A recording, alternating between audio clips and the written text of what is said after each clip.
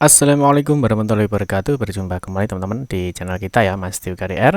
Oke teman-teman, di kesempatan kali ini kita akan berbagi informasi ya, masih di seputar pendataan non ASN ya, atau tenaga honorer. Nah, khusus untuk hari ini teman-teman kita akan berbagi informasi ya. Di sini ada informasi ya bahwa tenaga honorer ini akan dibatalkan ya, atau dihapus di tahun 2023. Jadi artinya untuk tenaga honorer ini batal dihapus di tahun 2023. Nah, ini benar apa tidak sih sebenarnya? Sesuai dengan surat edaran ya, di dalam surat edaran Menpan RB itu menjelaskan bahwa tentunya di tahun 2023 itu sudah tidak ada lagi tenaga honorer ya, artinya semua kegiatan ya atau semua pegawai yang ada di instansi pemerintah itu sudah diisi dengan ASN ya, baik itu PNS maupun P3K. Nah, berikutnya teman-teman, lah ini apakah benar ya ada informasi bahwa nanti diundur ya sampai dengan tahun 2026. Nah, di sini teman-teman ya menjadi titik fokus kita di sini dari Menpan RB di sini memberikan 3 skema ya, atau 3 skema untuk penyelesaian tenaga honorer ini menjadi ASN. Bagaimana sih nanti ketika sudah banyak tenaga honorer yaitu penyelesaiannya seperti apa? Nanti kita akan bahas teman-teman terkait dengan 3 fokus ini. Tapi seperti biasa kita ingatkan dulu, mungkin bagi kalian yang baru bergabung di channel ini atau mungkin baru melihat channel ini, jangan lupa klik tombol like dan subscribe. Silahkan bunyikan lonceng notifikasinya biar Anda selalu mendapatkan informasi-informasi terbaru dari kita. Baik, kalian suka baca berita silahkan kunjungi saja di laman resmi kita mastiokarya.com. Di sini kita akan berbagi informasi khususnya di seputar dunia pendidikan. Oke teman-teman, kita akan fokus di sini ya. Jadi tenaga honorer di sini batal ya. Di sini nanti apakah benar-benar batal atau tidak jadi dihapus di tahun 2023? Ya memang direncanakan per November ya. Jadi setelah November 2023 itu tenaga honorer itu sudah harusnya dihapus. Yang kedua, apakah benar nanti diundur sampai di tahun 2026 dan nanti bagaimana sih penyelesaian dari Menpan RB ya terkait dengan tenaga-tenaga honorer ini supaya bisa menjadi ASN. Oke, yang pertama kita cek dulu teman-teman, di sini ada informasi ya dari Komisi 9. Nah, di sini dijelaskan bahwa Komisi 9 di sini berharap bahwa penghapusan tenaga honorer pada tahun 2023 ini tidak terburu-buru teman-teman ya. Kalau kita lihat teman-teman di dalam informasinya bahwa penghapusan tenaga honorer di instansi pemerintah ini akan berlaku mulai 28 November 2023. Dari sini keputusan ini ya tertuang di dalam surat edaran dari Menpan RB. Ini nomor 185 ya, tanggal 31 Mei. Nah, di sini teman-teman menanggapi keputusan penghapusan tenaga honorer ya, Ketua Komisi 9 DPR RI, di sini Feli Estelita menjelaskan bahwasannya Komisi 9 DPR RI bersama Komisi 1 hingga Komisi 11 ini DPR RI telah melakukan rapat guna gabungan untuk membahas dan memperjuangkan agar keputusan tersebut bisa ditunda, jangan terburu-buru ya. Pimpinan seluruh komisi di DPR RI akan bersurat kepada pimpinan DPR RI untuk bertemu dan membicarakan persoalan tersebut. Di sini teman-teman kalau kita lihat ya, di sini tentunya yang menjadi titik poin kenapa tenaga honorer itu tidak buru-buru dihapus. Ini kalau kita lihat teman-teman, memang salah satunya itu adalah banyaknya tenaga honorer itu yang sudah mengabdi ya. Jadi yang sudah mengabdi lama ya itu di instansi pemerintah ya. Nah, tentunya mereka juga memiliki hak ya terkait dengan tenaga honorer. Di sini kalau kita lihat ya, jadi mereka sudah bekerja di belasan tahun bahkan sudah puluhan tahun. Nah, yang kedua teman-teman, selain mereka sudah bekerja lama ya di instansi itu, yang kedua teman-teman itu terkait dengan masih banyaknya kekurangan ya untuk tenaga kesehatan, tenaga pendidikan dan juga tenaga lainnya, sehingga tenaga honorer ini masih dibutuhkan di instansi-instansi pemerintah. Ini kalau kita lihat di poinnya ya, jadi masih terdapat kekurangan ya. Jadi terdapat kekurangan terkait dengan tenaga kesehatan, pendidikan ataupun lainnya, sehingga tenaga honorer itu masih dibutuhkan. Nah, yang kedua teman-teman, di sini ada informasi ya terkait dengan penghapusan honorer di 2023 ini batal, dan ini terkait dengan pendataan non ASN dan seleksi P3K 2022 ya. Di sini kalau kita lihat teman-teman, rencana pemerintah ya menerbitkan kebijakan penghapusan honorer ini mulai 28 November ini dibatalkan ya. Di sini Pak Arya Bima ya selaku PLT Kepala Badan Kepegawaian Negara di sini menyebutkan ya bahwa butuh waktu 3 sampai 4 tahun ini untuk menuntaskan masalah honorer. Ya, dia mengakui bahwa pemerintah mengalami kesulitan untuk menyelesaikan masalah honorer sampai dengan tahun November 2023. Nah, di sini dijelaskan bahwa sangat tidak mungkin ya menuntaskan masalah honorer pada November 2023. Nah, ini waktunya sangat mepet teman-teman ya. Kita lihat saja sama saat ini ya untuk seleksi ASN ya, baik itu di P3K guru ya untuk kesehatan teknis. Ini memang saat ini ya, ini belum belum dibuka untuk seleksi ASN-nya. Nah, di sini dijelaskan tidak ada pilihan lain ya, tenggat waktu penghapusan honorer ini harus diperpanjang. Nah, di sini Pak Bima menyebutkan butuh waktu 2 sampai 4 tahun ke depan, yang artinya penghapusan honorer ini berpeluang baru diterapkan pada 2026 ya. Ini mengingat bahwa sulitnya ya artinya dalam penyelesaian honorer ini tentunya tidak semudah yang kita bayangkan, sehingga memerlukan waktu yang panjang ya.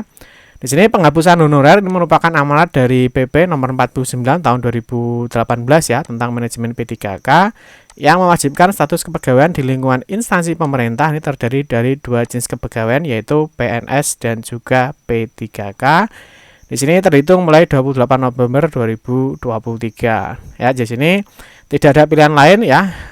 Di sini Pak Bima mengatakan bahwa mengusulkan untuk melakukan revisi atas penyesuaian PP manajemen P3K terkait dengan batasan waktu 28 November 2023.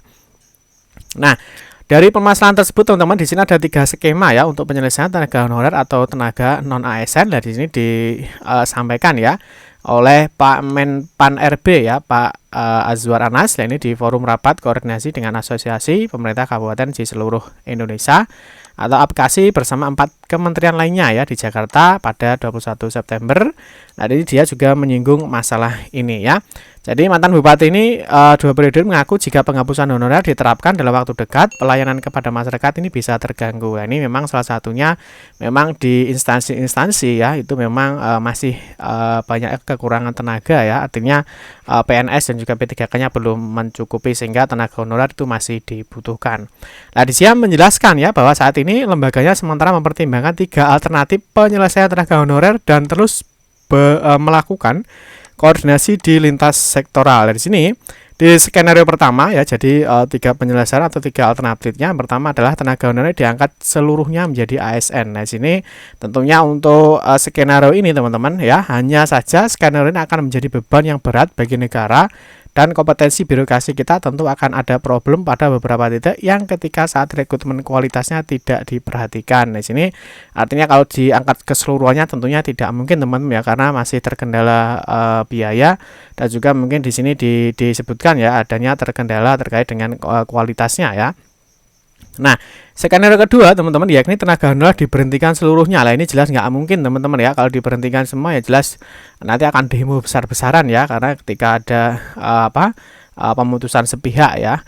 Nah, yang ketiga teman-teman, lah ini mungkin yang menjadi opsi. Jadi yang ketiga ini sebagai opsi jalan tengah, yaitu pengangkatan tenaga honorer sesuai dengan prioritas. Nah, ini mungkin kalau kita kasih contoh misalkan di P3K guru itu banyak sekali afirmasinya ya. Misalkan di afirmasi usia ya. Misalkan di P3K guru ya ada afirmasi terkait dengan teknisnya ya.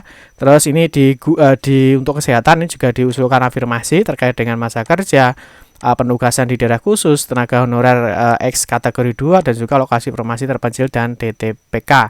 Nah, terus berikutnya teman-teman, di sini untuk alternatifnya ya, ini yang sudah kita jelaskan. Tentunya di sini ada 3 alternatif yang mana memang Menpan RB ya mungkin yang dipilih ya, selain 1 diangkat seluruhnya, ini jelas memberatkan anggaran ya, dan juga kualitasnya mungkin kurang perlu dicek kembali. Kalau diberhentikan seluruhnya ini juga tidak mungkin, jadi yang dipilih adalah diangkat sesuai dengan prioritas yang dimiliki. Jadi sesuai dengan tentunya kebutuhan, dan juga nanti disesuaikan dengan disesuaikan dengan prioritasnya masing-masing. Nah, di sini teman-teman kita akan simak ya penjelasan resmi dari Menpan RB terkait dengan 3 skema penyelesaian tenaga honorer atau non ASN ya. Selamat menyimak teman-teman, semoga bermanfaat dan menambah informasi. Kita sudah merumuskan beberapa kali Bapak sekalian, nanti akan kita sampaikan, kita akan rakor dengan Bu Menteri Keuangan nanti, juga dengan Pak Mendagri, kita akan rakor berdasarkan masukan teman-teman untuk mencari alternatif-alternatif tadi. Jadi sebenarnya warning untuk pengangkatan non-ASN ini sudah lama. Tetapi ada fakta juga, kalau non-ASN ini tidak ada, pelayanan-pelayanan kita bisa terganggu di kabupaten kota. Kan gitu Pak sekalian ya. Ini bisa mengganggu. Oleh karena itu nanti akan kami rangkum dan beberapa alternatif sudah kita siapkan. Kita sudah siapkan alternatif penyelesaian. Ada 3 skenario yang sedang akan kami sampaikan, akan bahas kepada kementerian terkait dan anggota dewan yang terhormat. Skenario 1 diangkat seluruhnya menjadi ASN. Tapi ini akan menjadi beban yang berat bagi negara.